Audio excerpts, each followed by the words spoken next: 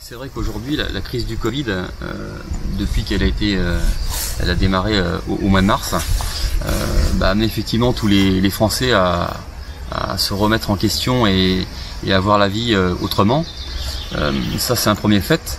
Le deuxième, c'est que ne pas avoir voté de budget en début d'année comme il se doit, avec ce qu'on a appris la semaine dernière sur des choses qui sont vraiment déraisonnables pour le développement de la ville de Clisson.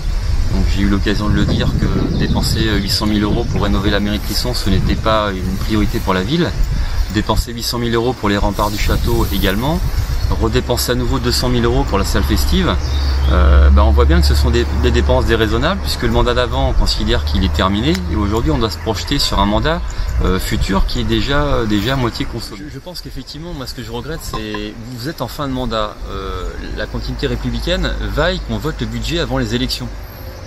Oui. Quand on sait qu'en 2019, on a volontairement réduit le nombre de conseils, et on le sait bien que quand un maire fait ça, c'est pour s'exposer à minima face à ses oppositions. Donc on cherche à réduire le nombre de conseillers municipaux pour être le moins exposé possible. Quand on cherche à masquer un budget avant les élections, eh bien naturellement ça fausse les programmes des candidats. Si en janvier on nous avait dit que la piste de l'athlétisme était programmée en 2020, on l'aurait retiré de notre programme, mais on ne savait pas. Donc on voit bien qu'il y avait de la tactique politicienne à masquer les choses. Quand aujourd'hui on vous dit que effectivement les travaux de la mairie c'est 800 000 € et on ne le dit pas avant, comment un électeur peut l'interpréter s'il sait que ces deniers publics vont être en priorité pour refaire la mairie de Clisson alors que des gens attendent qu'on refasse des routes. Donc ça c'est un premier point qui est vraiment flagrant, c'est il y a un manque de transparence, une volonté manifeste de cacher les choses. Les chefs d'entreprise, des gens qui gèrent des budgets, quand vous savez que comme la crise du Covid, vous avez un aléa qui forcément il vous tombe sur les bras, vous provisionnez des risques. Ça veut dire que dans le budget 2020, on n'a pas provisionné les 120 000 € de dommages et intérêts à la famille Schmitt. Ouais. Ça veut dire qu'en tant que maire, si vous ne faites pas ça, vous ne faites pas un budget qui est raisonnable et qui est serein. C'est-à-dire que vous cachez des choses.